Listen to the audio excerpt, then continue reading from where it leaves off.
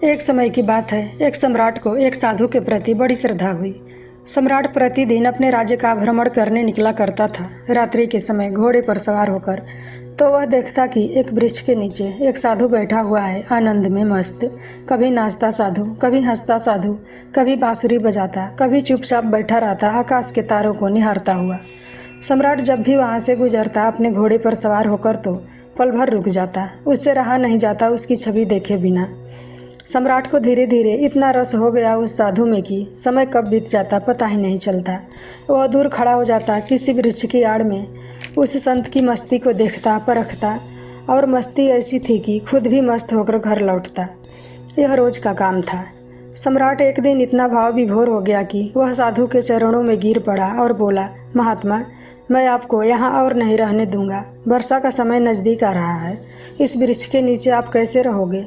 मेरे साथ महल चलो, सेवा का अवसर दो, मुझ पर कृपा करो। इतना सुनते ही वह साधु उठ खड़ा हो गया, अपनी झोली उठाई और कहा कि चलो। यह देखकर सम्राट को बड़ा सदमा लगा। सम्राट कह तो रहा था कि महल चलो, लेकिन खुश होता यह सुनकर कि साधु कहता, कैसा महल, कहाँ का महल, हम तो जैसे हैं वैसे ही मस्त हैं। हम महलों में नहीं जाते, हमने महलों, कपड़ों इत्यादि का त्याग कर दिया है। सम्राट को साधु से यह सब सुनने की अपेक्षा थी।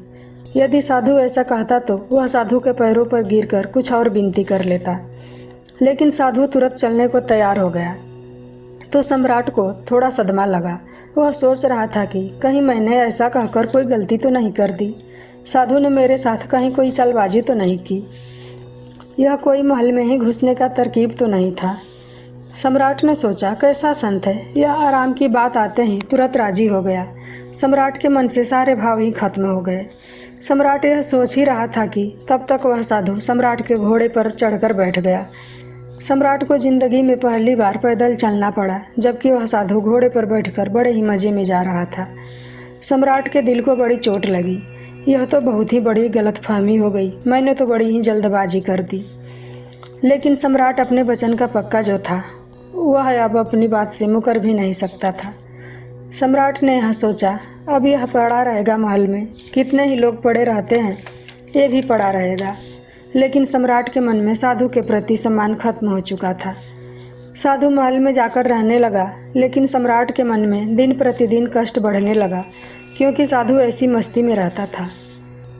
जब यही साधु उस वृक्ष के नीचे बांसुरी बजाता था, तब सम्राट के मन में उसके प्रति आदर पैदा होता था कि कितना बड़ा त्यागी है। साधु तो वृक्ष के नीचे भी बांसुरी ही बजाता था और अब महल में आकर भी बांसुरी ही बजाता था, लेकिन अब वह मखमल के गद्दों पर बैठकर बजाता था।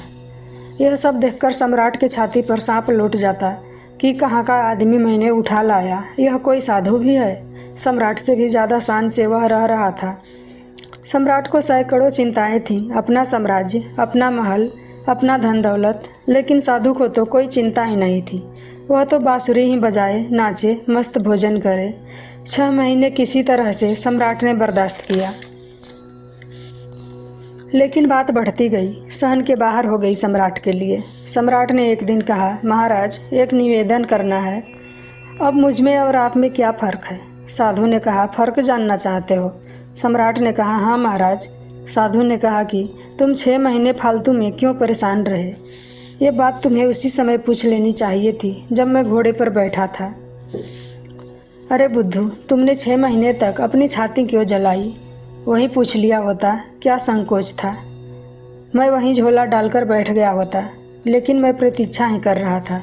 तो कल सुबह फ़र्क बता ही देता हूँ तुम्हें, लेकिन गांव के बाहर बताऊँगा।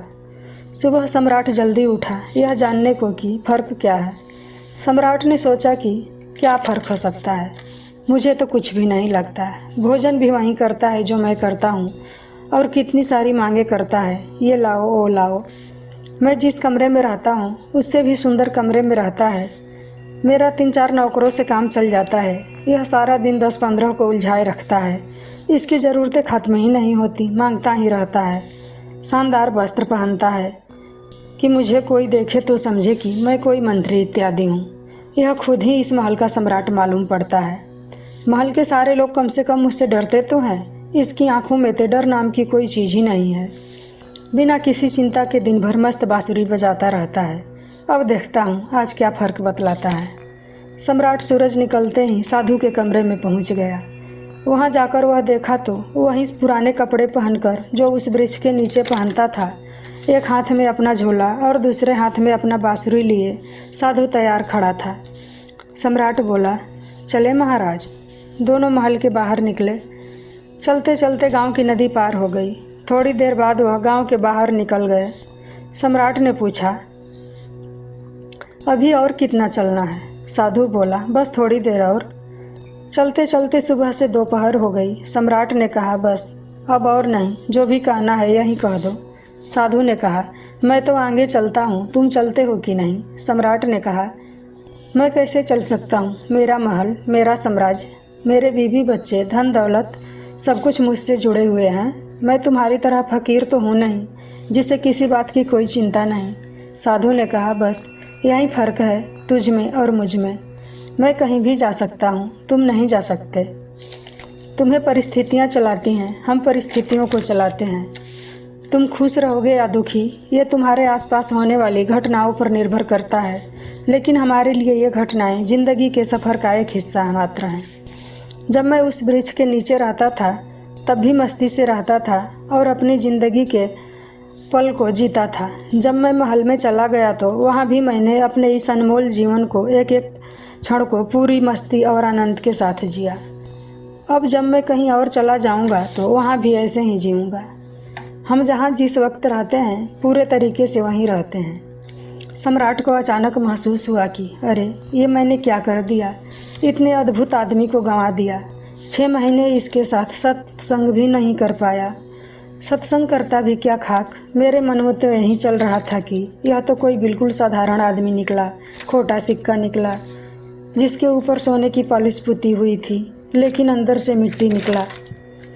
सम्राट ने तुरंत ही साधु के पांव पकड़ लिए और बोला कि नहीं महाराज, मैं आपको आगे नहीं जाने दूंगा। साधु बोला, सोच ले, मुझे कोई परेशानी नहीं। ये रहा तेरा घोड़ा, मैं फिर इसी पर बैठकर महल वापस चल दूंगा, लेकिन फिर तू परेशान होगा।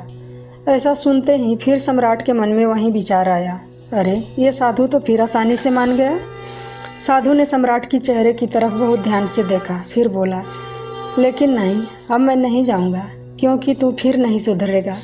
हमारा क्या, हम तो सन्यासी हैं, कहीं भी रह लेंगे, हमें कोई समस्या नहीं, क्योंकि जिसे समस्या है वे सन्यासी नहीं। मेरी बांसुरी जैसे महल में बजती थी वैसे ही जंगल में भी बजेगी और बजती ही रहेगी। यह कहकर वह साधु वहाँ से चल देता है और सम्राट वहाँ खड़ा खड़ा उस साधु को जाते हुए देखता रहता है। इस कहानी का सार है कि कोई भी सांसारिक व्यक्ति, चाहे वह सम्राट ही क्यों ना हो, उसके सुख दुख और चिंताएं कभी खत्म नहीं होती। वहीं दूसरी ओर एक सन्यासी जिसके पास कुछ भी नहीं होता, इस दुनिया के दुखों से मुक्त होकर सुखी और आनंदमय जीवन जीता है। दोस्तों, अगर ये कहानी आपके दिल को छू गई हो तो इसे लाइक और शेयर करें और हमारे चैनल को सब्सक्राइब करें। हम फिर मिलेंगे एक और नई शिक्षाप्रद कहानी के साथ। तब तक के लिए धन्यवाद।